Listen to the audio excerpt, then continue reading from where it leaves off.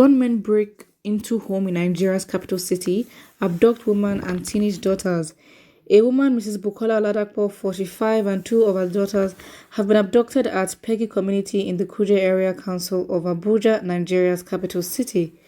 Oladapo's abducted daughters were identified as Moyo, 17, and Glory, 14.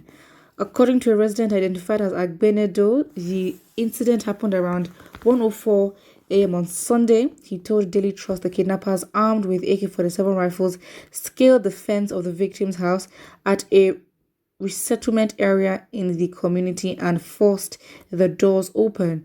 The chairman of Peggy Community Development Association, Mr. Taiwo Aderibi Bear, confirmed the abduction of the woman and her daughters to the newspaper on the phone.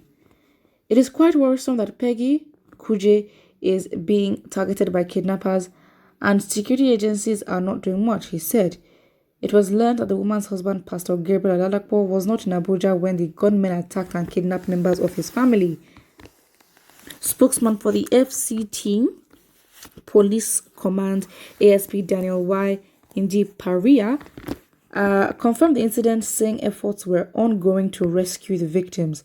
Efforts are being made by the command to ensure that the victims are rescued, he said. Wow. Obviously, this is very much sad. And what is even more painful is that the dad is not even there. So technically, there must have been a time lapse and lag. I believe so. A time lapse between when the incident happened and when he would have known about it. That is just very unfortunate. Unfortunately, it really is. Hopefully, we pray that they have the connections that they need, because really and truly, it's about the connections and the funding, if they have it, to basically reverse the situation, because they are really on their own. That is the reality of what has happened right now. Very, very sad. They broke into the home. Wow, tough. Someone says Nigeria must remain one, and then put a picture of of a foundation or bricklaying, which shows, of course, it's not even held by cement, it's held by some kind of rubber. And of course that makes it makes sense, and it's funny because it's like that's how politicians look, or what they describe when they say Nigeria must remain one. Somebody here said, I'm afraid this country is finished. It is definitely finished, but the question will, and the decision will always be down to Nigerians if they want to fix it or not. It's as simple. Do you want to help the country? If you don't want to, then you're gonna have politicians run you down, and potentially, well, not potentially, they already have, basically put your future generations in bondage to the country, because the country has not done anything to secure their futures. It's very, very sad. Somebody here says, heading towards ßREAK, their father's house.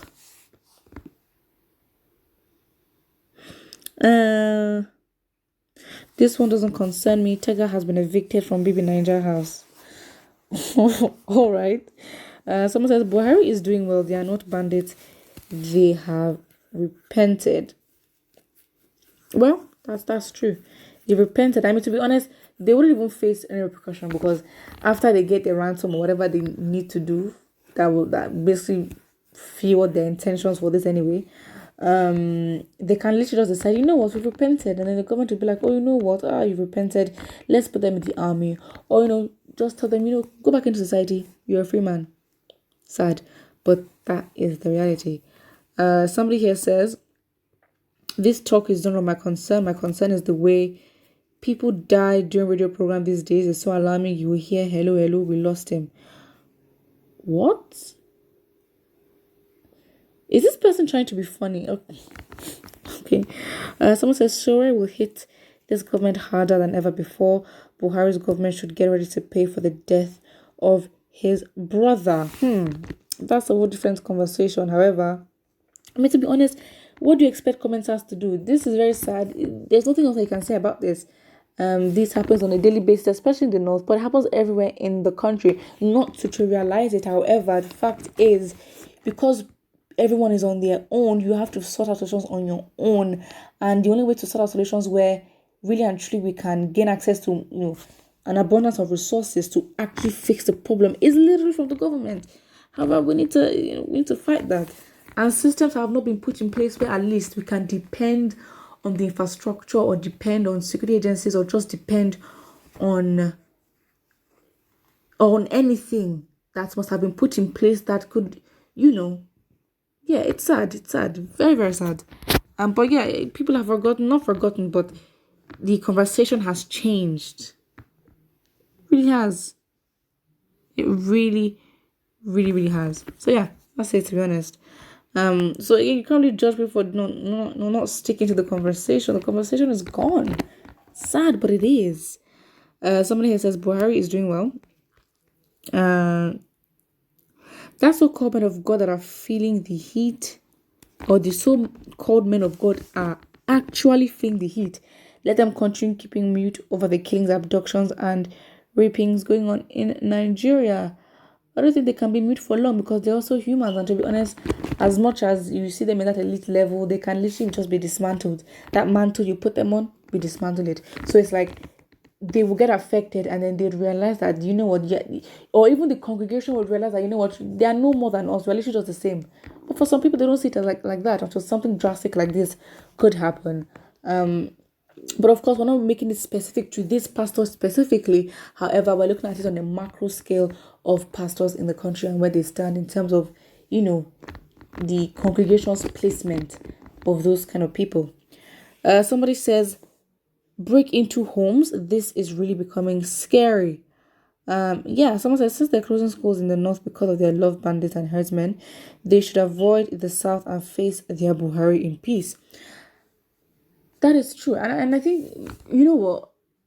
But I think we need to give credit to the South more than they do. I think we need to give credit to the South because, yes, you understand that we can be negligent. And you know what? Everybody has a part and a role to play, directly or indirectly, to how the country is right now in terms of us not holding our government accountable or just, being born into something where we just feel like we can't change it. However, something like the North, this cannot be happening in the North. What is happening in the North, cannot be happening at this rate in the South, and the Southerners will just keep quiet and do nothing. Because of technology, because of exposure, those things add to it. But I guess it's just a cultural difference of I don't know what it is. But the fact is, Southerners will not let this happen. It will never go to this extent. Or it would never be obvious to our faces to see that it's getting worse, and then we'll just not do anything about it. But in some ways, yeah, it is. You know what? It's a complex conversation where you go back and forth. Obviously, very nuanced. It's never yes or no. It's not black and white, but in shades. Put what you think, and don't forget to like and subscribe.